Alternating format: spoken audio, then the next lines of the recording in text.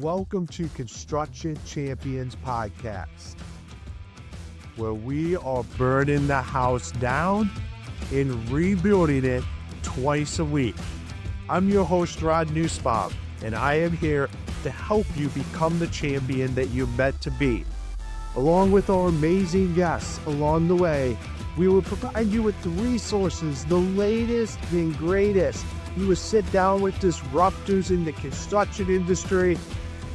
And my goal from day one has always been to change the mindset around the construction industry. No more where we let the 3%. Welcome back, Construction Champions, to another amazing episode. I'm your conversation facilitator, Nussbaum, and I am the one that has the great honor of bringing on amazing people and having conversations on how we can be the champions that we're meant to be. Whether it's in our business, in our life, in our relationships, any aspect that you look at it, to be a champion, you have to be well-rounded. And we don't just bring on construction people, we bring on people from outside the construction industry as well. And we try to give you every key that you could possibly use to going out there and just being absolutely great. And today is no different. We have an amazing guest with us. Daniel, it is fantastic to have you on the show. I appreciate it, Ron. Yeah, I'm really excited about this conversation. I've got a long background and history of what I think it means to be a champion or warrior, whatever you want to call it. Yeah, I think we're going to have a lot of fun today. I know we're going to have a lot of fun. But before we dive into that, why don't you introduce yourself to all the construction champions listening out there? Yeah, wonderful. Well, again, I appreciate it. My name is Daniel McCaulley, and I am the founder of Ultimus Engineering. In a nutshell, we create engineering solutions to build better communities, but my life has not always been the CEO and founder of an organization. Really how I got into that, I like to say, probably started 30 years ago. And I'm not that old, but I did just have a birthday. However, I was one of those kids that my mom had me in every activity under the sun. I remember vividly changing uniforms in the back of her Ford Taurus on a Saturday, going from baseball to football to soccer all in one day. And what I think that really taught me from an early age or impressed upon me was just this sense of competition, was, being a champion. And, this was before the days of participation trophies. And it was definitely a Ricky Bobby world of if you're not first, you're last. And that was how I was brought up. And everything was a competition. Everything was a sport. And, even today, if you told me, hey, man, I bet you $100 you can't eat 50 chicken nuggets faster than that guy, I'm like, well, let's go. Let's see what happens. So, but all that to say is over the years growing up through sports, I played football in college. I didn't know what I wanted to study when I was in college. And so I was getting ready to go. It was like, well, in the spirit of competition, what's the most difficult degree I can think of? And that was either engineering or med school. And then you find out that med school takes 15 years to be a heart surgeon. So I said, well, let's speed that up a little bit and we'll go the engineering route. So I got into engineering, worked through a variety of industries. I was in oil and gas for a little bit, and then I was in more of a general manufacturing space. Adjacent to the construction world, I worked for a company that manufactures copper and aluminum building wire. And then when COVID hit, that was an opportunity. I think we a lot of us took this, but just to step back and say, hey, what am I doing with my life here? We've been given this opportunity. Hopefully this whole COVID thing's worked itself out. And I'm very thankful that it did to a large degree. But if we have this new lease on life, what are we going to do with it? What's the next step in life? What's the next challenge to overcome, if you will? And essentially to kind of make a little bit shorter story, that challenge was, well, let's start an engineering company, but let's do it in a way and let's offer engineering in a way that not a lot of people are doing. And let's offer not just the technical details of engineering, but let's offer a service and let's do maybe some things that are challenging that other people aren't doing. And let's see if we can make a difference and have a cool value prop. And so that's what we've been doing the last almost 5 years now. I love it, man. I love it. Being somebody that has dealt with a lot of engineers, because we used to do a lot of foundation structural work. So from a permitting everything aspect is we had to have engineering done on pretty much everything that we did. I could say it is definitely an industry that needs some disruption, and I'm excited to hear about what you're doing I'm going to ask you the $1 million question, and that is, what makes a construction champion? Yeah, I mean, at the heart of what is a champion, champions are those that come out on top. Champions are those that win. And you don't win and you don't come out on top if you're doing the same thing that everyone else is doing. I mean, you look at the GOATs, the Jordans, the Bradys, they were not just showing up their normal 8 to 5, watching 30 minutes of film, throw a couple passes, shoot a couple free throws, and just say, "Well, I'm already good, so this is enough." There's always someone better at something. There's always someone bigger. There's always someone stronger. There's always someone smarter. There's always somebody doing something in a more efficient way that we're not.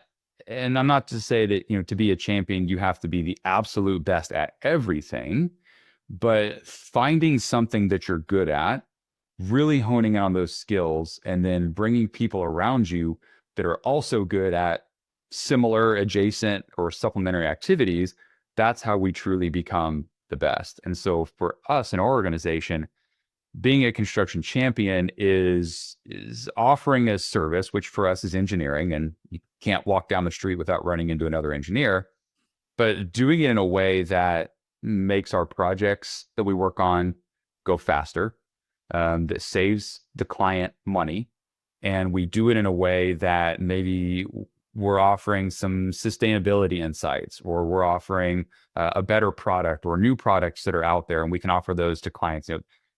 Construction's been around for a minute, right? It's not an incredibly new industry, but a lot of people are doing things the same way they've always done them. And there's a lot of really cool technology out there. And so, being at the forefront of that and being able to provide really what's, we almost call like a concierge or a white glove service to this engineering offering, I think is what separates us apart, and where we drive that, competitive nature is ingrained in everything that we do. And so that's how we tie in our services to, what we think makes a champion. I love it. And you said a couple of things there that, in my experience working with engineers, is contradictory to how it goes. Yeah. Fast and actually make, like, the money aspect cost effective. Like, those two things typically don't go with the engineering aspect of this. So how have you been able to be that champion for that value proposition there, and change how we actually look at this? Yeah. I mean, in all instances, this is true, but maybe in very few industries is it more relevant, uh, that time is money, and everything is needed yesterday. And I know you can appreciate that. If I get a phone call and someone says, "Hey, I've got this really hot project. I know it's Thursday, but yeah, I really need this like by Tuesday or Wednesday next week." Wow. So you've got normal lead times. I mean, that's you and everybody else, right? I mean, if you tell me that you need it by close of business today, okay, well, there's a little bit of urgency there. If you told me you needed it 3 weeks ago, okay, well, now we're getting somewhere, right? And so one of the things that we try to do is we try to help understand, okay, what are your biggest bottlenecks on a project? A lot of that is people just dive into things. They don't ask a lot of the right questions up front, and then they get stuck later. We all know that the last 10% of every project is the longest 10%. That's 50% of the work is done in the last 10%. And a really good example of that is, I'll talk specifically about our aquatics division. We do aquatics designs, and it's everything from koi ponds to water parks and everything in between. And one of the things that we find a lot is when we don't have the opportunity to work for the developer or the architect, the person doing the design up front, and we get handed a project on the back end where it's already gone through the GC, they've selected a pool contractor, we end up with drawings. A lot of times those pool contractors, they'll end up bidding that project based on a rectangle and the word pool written on it. And the good ones, they know mostly what to do with it, and that's fine, and they can give a good price. But the challenge that we see a lot of the times is when we get in to do our design, the equipment room, for example, is 50% too small. Well, there's only so much you can do. You can make the pool smaller, or you can make the room larger. But if we're 6 months down the road after permits are already issued, gosh, a lot of times we're designing the swimming pools and the amenity areas of, let's say, a multifamily development, and they're already breaking ground. They already have walls up in a lot of situations. So in that instance, to go back and to require an extra 200 or 300 square feet in an equipment room, well, that's a gazebo that's got to be pulled out. You've got to relocate a bathroom. It can cause a massive headache. And so for us, if you have to delay that project by 2, 3, 4, 8 weeks, whatever it may be, till they can get that figured out, where's the money value in that, right? I mean, you look at a 300 or 400 room apartment complex, take that monthly rent times the number of rooms that aren't getting issued by 6, 8 weeks, 2 months, something like that, and there's a lot of money. And so bringing us on up front, you can get all those questions answered. But really, really, really lean heavy on the time. Time is money. And the other aspect of it is the way we're set up operationally is we've got a really great core staff of full-time in-house engineers. But when I started this company almost 5 years ago, I didn't have a full staff of engineers full-time. And so what I did was I leveraged my network. I'm a professional engineer myself, so I'm a super nerd through and through. I get it. But I knew a lot of other super nerds, and I knew a lot of super nerds that had a little bit of entrepreneurial spirit. They'd broken off from the corporate world. They were doing their own thing, working for themselves. And so I would just use them, other professional engineers down the street from me, to, subcontract, and we'd send projects back and forth. And well, as we grew and I was afforded the opportunity to bring on full-time in-house people, I still kept those relationships with a lot of those contractors. And so when we get busy or we've got a project that comes in like, oh my goodness, I need this like in 2 days, I don't always have the flexibility to change my in-house staff around, but I can pick up the phone, call one of my buddies, and maybe I end up paying a couple extra dollars. Comes out of my pocket, doesn't come out of the client, but we can always get things done quicker because we're willing to be flexible with our own schedules and flexible with our own money, or we're not spending someone else's, but we know that that's going to facilitate better relationships down the road. Mm. Yeah, I 100% agree with any engineering that you're doing. You should be proactively doing it. We were put in a situation where everything we had to do was proactive because of a lot of permitting regulations and everything. So we always had good lead times. One of the things we ran into that became very complex was different municipalities with different roles. We think we have everything aligned. Engineer gets us everything that we need, and then we submit it, and they're like, no, this isn't how we want it. And of course, they don't tell that to you immediately. It's like a week before the project starts, and it's like, Sure. go back. Or since we did a lot of retrofit foundation work where you're going in actually fixing foundations, you dig stuff up and it's different than what code was supposed to be. That inspector's like, okay, so this engineering is for this. I need it redone up for this. And it starts to cause the delays and problems with projects because now you're thrown in unforeseen stuff. I couldn't imagine going into stuff without the engineering beforehand. I mean, we ran a lot of the specs on exactly what we were going to do off of the engineering. Going in without that kind of stuff, you're just kind of going in blind. So I agree. Like the earlier you get involved, when you're going to need this, it needs to be from day zero. It was one of the first things we used to do when a project was sold, went on the calendar. We had a lady that did all of our permitting, and it was get the package put together, send it to the engineer, and get the ball rolling on everything that's going to be needed. So it didn't become a delay, because in the past we had to figure it out. It was one of those things that we had to build systems and processes around, so it didn't become an issue, but it can still be an issue. It certainly can be. And it's interesting because as you were talking, I was thinking that there's two ways to go about this. Well, I guess there's kind of two aspects to answer, right? You have your ground up construction, where anything ground up is always going to be easier. That's where we get into the immense value of doing something design build. We love design build projects. It's because you bring all the parties to the table. You've got the contractor, the architect, the developer, your civils there, all of your other engineering disciplines. And to get everybody to see the table, you get all the cards on the table, and those projects fly. I forget what the statistic is. It's something like 40% faster, both to and through construction, ground up projects that go design build. So I am a huge proponent of that avenue.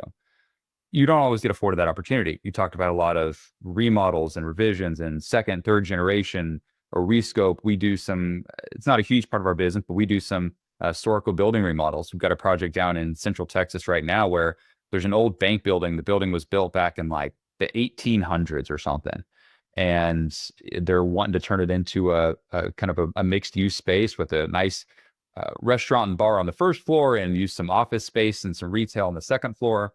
It's going to be a beautiful project. But yeah, there's no record drawings. There's no as-built. You talk about code compliance. I don't think they even had a building code in the 1800s. Certainly one that's not applicable today. But it's a really cool project. But we have to think about things differently when we do projects like that. A lot of times engineers will, yeah, and we get this feedback a lot. You start a new project, you bring in a new engineering partner, they send out their A team, right? They're going to send out the principal, they're going to send out, basically their highest officiating engineer who's going to meet you at the site. And you start really strong on a project and you get a month in and 2 months in and 3 months in. And some of these projects can take a long time. But then you notice, hey, I can't get a hold of John anymore. Like, where is he? Well, John really just kicked off the project and now here's going to be your support team. And by the time you get to the end, if this is a year-long project, you've got the B team, you've got the C team. And we all have to teach these engineers coming fresh out of college, and they're bright-eyed and bushy-tailed and really, really great people. And we love working with them too. But if we're going to utilize a diverse, we'll call it skill set, an experienced set of engineers on a project, we bring all those people in up front. We're not going to do the old bait and switch. Hey, look at the shiny object over here, and then sneak in the 2-year tenured engineer on the backside. And that happens a lot. It happens on design build. It happens on the renovation stuff. But one of the things that we do, again, is a little bit different, is we do not utilize outside project managers as the sole or even primary point of contact for our clients and projects. We will always provide direct communication to the engineers, the engineer of record, the engineer who's actually doing the work, not just the team lead who takes the information, regurgitates it back to the actual production group, brings it back to the meeting, and maybe didn't actually look at the drawings, but then they're going to sit in and try to answer questions. That happens so many times, and I hear that probably every 2 weeks. I've got a new potential client telling me that exact same story where, yeah, this engineering firm is really big and they do good work, but we can't ever get a hold of the people that's actually doing it. And I think part of that is you kind of mentioned some struggles with engineering. Engineers generally, and I can say this because I am one, we are not the best communicators. We're not going to be your first phone call on a Friday night to go grab a beer and hang out. But there's a few of us that maybe we've got a little bit something different. And that's kind of what I wanted to do with this company too. And so the engineers that we hire and bring on, we really focus on that. We know there's a lot of value in being able to be relational. We focus immensely on building relationships through laser focused communication. And that's just not something typically that engineers do. And it's hard to find people. It certainly is. But when you can find someone who's got the really great technical competency, right? You've got that professional engineering license, that speaks for itself.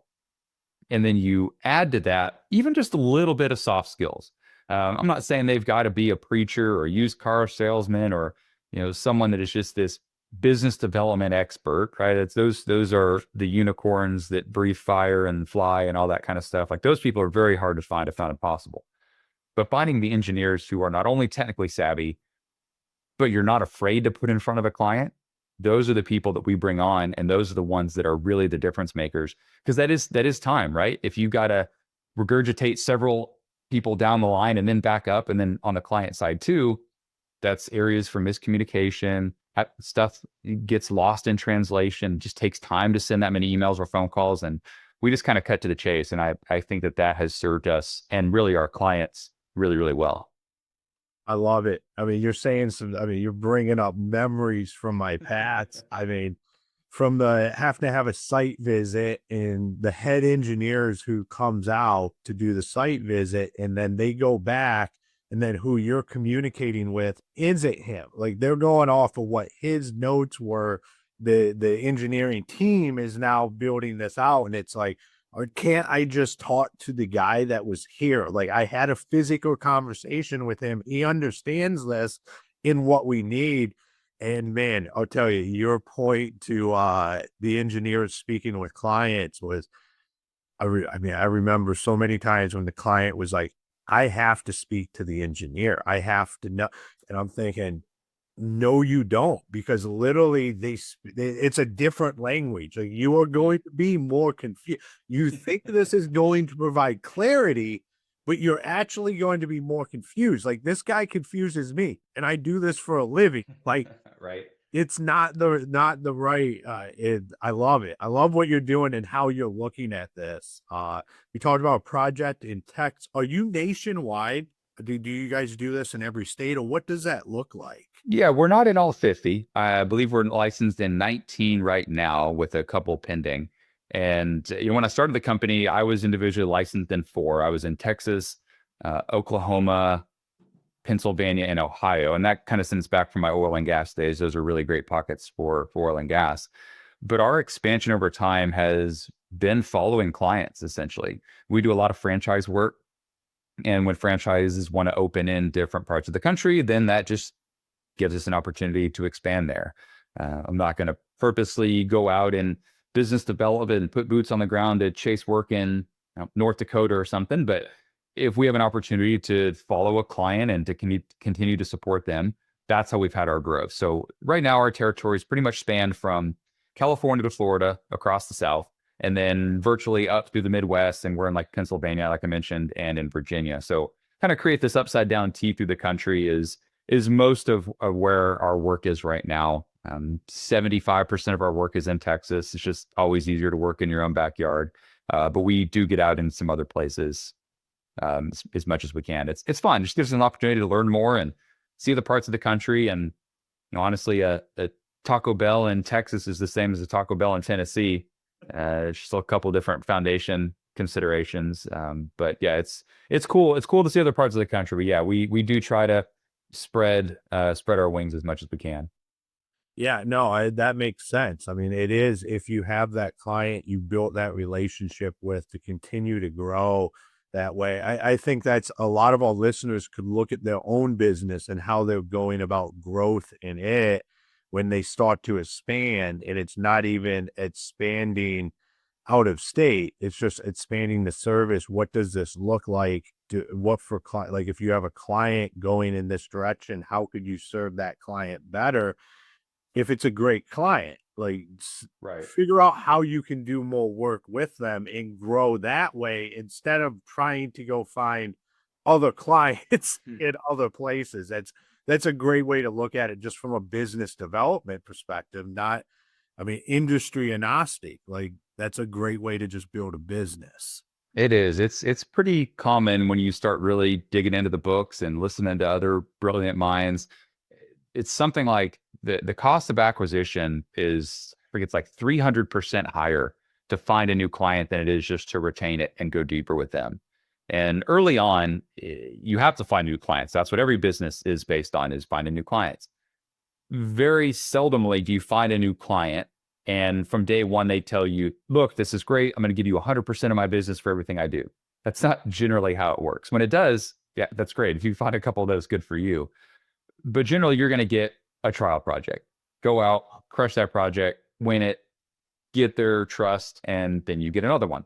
Well, over time, the idea is you want to try to just go deeper with a good number of anchor clients. And that way you're not always just in the hunt, kill, eat method, because that's exhausting. I mean, that is kind of the life of business development. And there's just this blend of, okay, there's business development, there's account management, there is certainly some overlap, but it is a very different skill set. It's a very different mentality. It's a different personality. Someone who is just always out there beating the streets, networking events, industry events, trade shows, trying to just turn over every rock and go find new people. That's great, but you're right, that is exhausting. And so I think for some of these new business owners, people, okay, well, I want to start a business, or I just did. How do I get started? How do I grow? There's a lot of time and energy and money spent in acquiring new clients. And when you do, you've got to keep them. You've got to do everything that you can to retain those clients, because yeah, it's the cost. It's not just the financial cost, but it's the time cost of everything that it took to get them in. Then all you got to do is keep them happy. And that should be the easy part. And not that every conversation is easy, and we could have probably a whole other podcast around difficult conversations, but the idea of client retention is super big.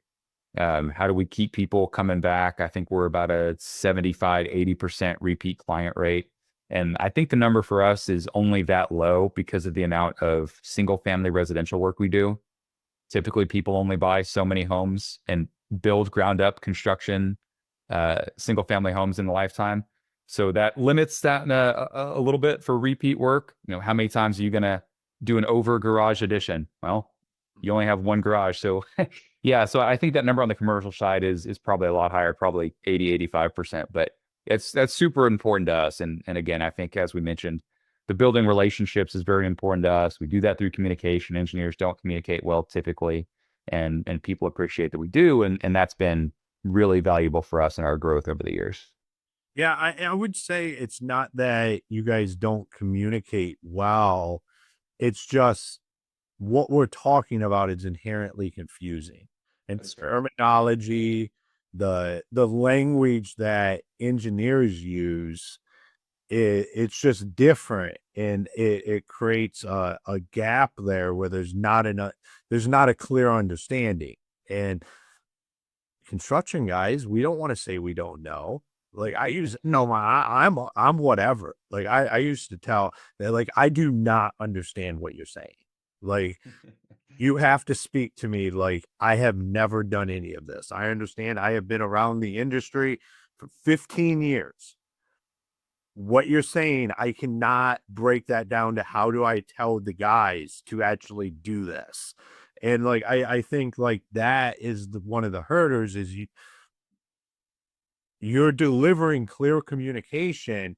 It's just the party that's receiving it probably don't understand it, and their ego will get in the way of them saying, I don't understand that. And then it creates this mess where something completely goes sideways because I don't 100% understand that language, but I'm not going to say that because I don't want this guy to think I'm incompetent. But it's not about being incompetent. It's about one person speaking English and one speaking Spanish. And like the outcome is that. And you have to say, hey, I just don't understand that. And every time I would say that to an engineer, they would be like, well, thank you for saying that. And then they would break it down in completely different terminology. And I said, right there is what I needed to hear. Like anytime you're talking to me, do not be afraid to talk to me like that, because that allows us to get to the point quicker. So then we can make this stuff happen into confusion. And the same thing when I was talking to an engineer from my perspective is I'm using lingo they don't even understand. Absolutely. I'm taking stuff from the job site and I'm like, we're going to chop this down and then do like, here's the plan. And they're like, what are you talking about?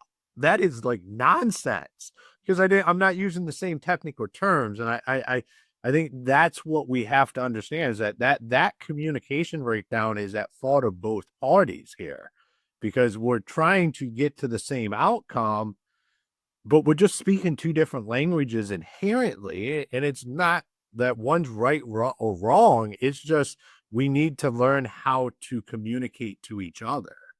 That's such a good point. I appreciate you saying that. And I think all the engineers out there are just like, yeah, thank you, because it is. And we as engineers, we spend a lot of time in school and we read a lot of books and have a lot of pieces of paper and alphabet soup behind our name. And that doesn't necessarily mean someone's smart. It just means that they've heard a lot of things and learned a lot of things. And you're right. It really comes down to both parties understanding. All right, well, I'm coming from this side. You're coming from this side. At the end of the day, we're both going to design and build the exact same thing. One of the ways that I go into virtually every conversation, especially if it's a new client, is like, look, I know that I'm going to probably explain this in a way that is not going to make sense to you. So I'm going to explain this in the simplest way I can. I'm going to use lots of analogies. And please, if at any point, like, don't think that I'm talking down to you, or don't think that I'm belittling your expertise, because I would never in a million years be able to build 99% of the stuff that we design. I couldn't do it. I could follow the plans and I could say, all right, we'll take this stick and put it here. But just because I designed it doesn't mean that it's going to stand out if I also build it. And so I understand that communication, like you said, does go both ways, but I will start the conversation like, look, I'm going to assume that the way I'm going to explain this is going to frustrate you. You're not going to understand, and you shouldn't be expected to understand, the theory behind, all right, well, when I say something like a load path, okay, I think if we all step back and we think about, okay, what is a load path? Well, it's the path that the load takes. So if you put something heavy here and you have a stick that runs this way, then yeah, I think relatively you understand. But anything past that, I would never expect anyone to be able to tell me the theory behind it or talk about stress and strain on a material. And I think everyone's eyes just glazed over when I said those words. But the point being is like, I would rather you tell me, hey, I get that. You can either move on or you don't have to explain it in that way because that's something I understand. I would rather, because I think people are more comfortable doing that, right? Because then we can say, well, I already know that, so you don't have to tell me. And like you said, people are generally more conservative when it comes to, I don't know that. Can you tell me a different way? Because they don't want to come off as not knowing. But if you do know something, oh yeah, well, listen, I already know that. And people are just more comfortable. And then it just kind of lightens the conversation. So, I would rather have someone be more comfortable, be more confident, tell me, yeah, you know what, I get that, or that was like this other thing, and you can move on. I think that it just kind of makes people feel more comfortable in the conversation. Yeah, I think a lot of it, because I always just take the perspective of like, I'm an expert at what I'm an expert at, and I'm not at anything else. Yeah, right. Had other experts around me. Sure. I remember times where I would literally be reading the code out of the code book to the engineer and be like, I just need to be able to explain how we are doing this to the inspector. Like, I don't even need to understand it. If you can just tell me in a way that this inspector will understand that our engineering is correct to meet this code specification, that I don't even understand the code specification because it's not even written in English. Right. How do I convey to them that this is going to do what we're saying it's going to do, and it's going to meet their expectations on what the code says? Like, and I just think we could just all probably be a lot more humble with what we're not experts in, because like you said at the beginning, we don't have to be an expert at everything. You don't have to be the greatest at everything. Just be really, really great at what you do and allow other people to be great at what they do and create a team around that. Yeah, that's super important. It's funny you mentioned. I just kind of have to chuckle every time someone mentions conversations with inspectors and plan reviewers. I kind of loop into the same category. Uh, that can be one of the most challenging parts of a project. There's a lot of interpretation. That's why they're constantly rewriting the code and updating it, and is because they figure out, well, actually, that doesn't make sense, and we left this too much up to interpretation. Having conversations with both plan reviewers and inspectors, you're trying to convince them that our interpretation of the code is acceptable, where their interpretation of the code is maybe either overdone or just in general incorrect. And that can be tough because inspectors and permit reviewers, they talk their own language and they're really, really good at what they do. But there is a lot of gray area and ambiguity, and having those conversations. Okay, how do we figure out, as the construction and design team, how do we relay to them that what we're doing is acceptable? And I don't know if we're quite 50-50 on success rate of getting plan reviewers to change their mind, but we did have some successes earlier this week, getting someone to agree that a grease trap was not necessarily needed. And then 3 days later, they changed their mind and they said, no, actually, just kidding, it is. So we were like, oh, almost had a win there. But yeah, you're right. It is all about, just at the end of the day, everyone wants the project built. There's no one out there just purposefully being in the way of projects. And so if we can just kind of come to that realization that, say, look, no one wants to spend more money than they have to. No one wants to make something take longer than they have to. And we got to get this stuff built and get people moving in and making money. And that's just what helps make the world go round. But yeah, it's more than just a conversation between the GCs and the engineers and the architects and the developers and the civil. It's yeah, there's communication stuff all the way around. And If you can figure that piece of it out, or at least be a little bit better than the next person, then that's really going to differentiate. And again, that's not only in construction, that's literally everything. That's doesn't matter if you're selling engineering services or macaroons in the food court mall. If you can master communication, then you're always going to have a leg up on your competition. Mm, awesome, man. I love it. This has been a fantastic conversation today. For all the listeners, if they wanted to connect with you, learn more about what you do, where is the best places for them to do that? Yeah, absolutely. We've got a great website. It's ultimus.engineering. So the name of the company, engineering, or ultimusengineering.com. Either way, will take you to the same place. We also are pretty active on LinkedIn, so you can look us up there. We're growing a following on other social media forums, Instagram, Meta. So we're trying to be out there and do all the things that new age companies do. You can always reach out to us at info at ultimusengineering.com. I monitor that email box regularly. Feel free to call us. I think you're going to post the phone number, but I'll give it to the listeners here. It's 972-825-7741. Good old Google search. We even had someone find us the other day using ChatGPT. They said, hey, find a nimble local engineering firm that is an expert in tenant finish outs. And we were at the top of the ChatGPT list. So I'm not sure how all that works. Appreciate you, OpenAI. Shout out to those guys. But yeah, we're pretty easy to find. Awesome, man. Well, Daniel, thank you for taking the time and being on the show today. Thank you, Rob. It's been an absolute pleasure. Enjoyed it. Awesome. All right, construction champions, another episode in the bag. Well, I think I'm going to keep this little outro pretty short and simple and to the point.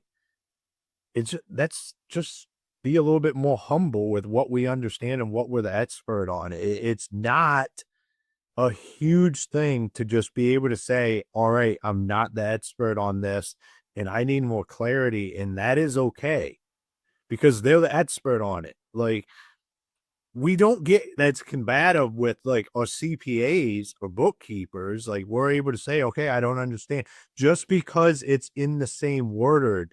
Like Daniel said, he couldn't go build the stuff that he specs and expect it to last. Well, we can't spec the stuff that we build and expect it to last. And that is okay. And it's okay to say, I don't 100% understand what you're saying here, or how exactly am I supposed to build this? Because if you don't get that clarity, it will lead to those delays that we talked about earlier. So construction champions, until next time, be the champion you're meant to be.